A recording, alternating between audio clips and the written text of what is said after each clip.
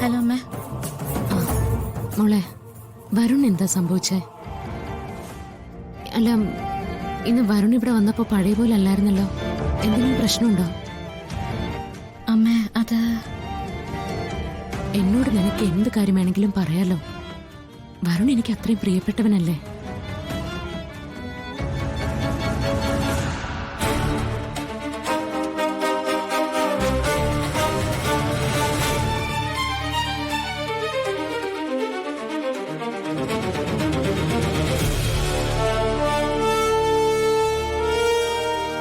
വിശ്വസിച്ചിരുന്നവരെല്ലാം ചതിച്ചമ്മേ. വരുൺ വല്ലാതെ തളർന്നു പോയി. മോള് വരുണൊന്ന് ഫോൺ കൊടുത്തേ. എനിക്ക് വരുണോടൊന്ന് സംസാരിക്കണം. അത് ഇപ്പൊ വേണോ? കുറച്ച് കഴിഞ്ഞിട്ട് വരുണൊന്ന് ഫ്രീ ആവുമ്പോ ഞാൻ അങ്ങോട്ട് വിളിപ്പിച്ചാ പോരെ? പോരാ, മോളിപ്പൊ തന്നെ കൊടുക്ക.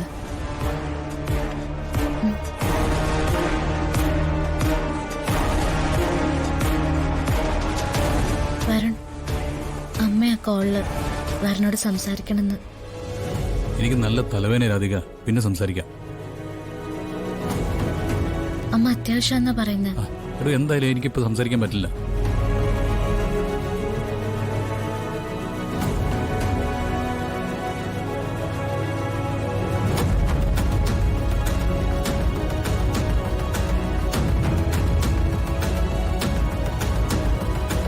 കേട്ടില്ലേ അമ്മ?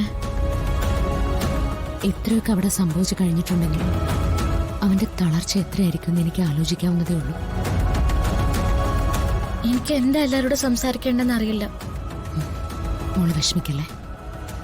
എന്ത് കാര്യത്തിനായാലും അമ്മ കൂടെയുണ്ടല്ലോ. വരുൺ നിന്റെ ഭർത്താവാ. നിന്നെ ജീവന് തുല്യം സ്നേഹിക്കുന്ന ഒരാളാ.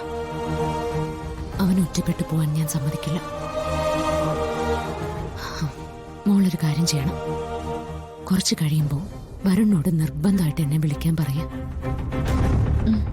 ഞാൻ പറയാം. മോള് ചെന്ന് അവന്റെ കൂടെ ഇരിക്കുക. നമ്മുടെ പങ്കാളി തളർന്നു പോകുമ്പോൾ ഏറ്റവും നല്ല കൂട്ട് നമ്മൾ തന്നെ ആയിരിക്കണം. ശരി അമ്മേ.